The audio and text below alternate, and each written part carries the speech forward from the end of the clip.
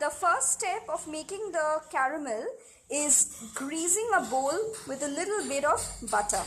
Now I have to add 1/4 cup of sugar.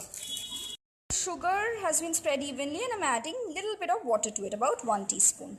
Now it's time for caramelizing. See, it's already turning brown, so it's in the process of caramelizing.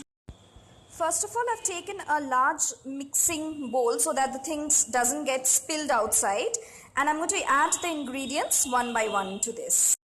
First of all, I have added 4 eggs into the bowl. Next, add ½ cup of powdered or castor sugar to this. I am adding 1 teaspoon of vanilla essence.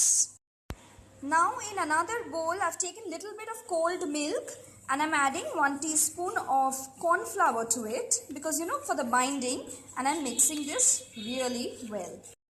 Now with the help of a hand blender, I am making a good mixture of the ingredients. The mixture looks like this. See, it's a very foamy texture. And now what I have to do is that I will add 2½ cups of milk to this mixture. Okay, I'm going to add that. Now again, I'm going to give this whole mixture a blend with my hand blender.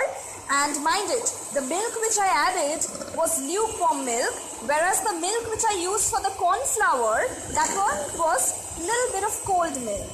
Okay, so that has to be kept in mind. Over the caramel, I am giving the mixture. Now with the help of an aluminium foil, I am going to seal the container where I have kept the mixture.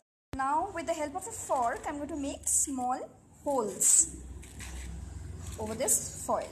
I have placed this on the steamer and I am going to close the lid and switch the steamer on. After 25 minutes, I've taken it out from the steamer, and after keeping it in a room temperature for about say 10 to 15 minutes, I'm going to keep it in the fridge to allow it to set at least for 2 hours. Here it goes. Now it's time to take out the thing from the fridge. See, the pudding has been set and all I need to do is cut it from the sides, to unmold the thing smoothly from the container. Now you need to put a plate like this and just turn the thing upside down. Yay! And the caramel pudding is ready and I'm ready to eat it as well. It looks yum.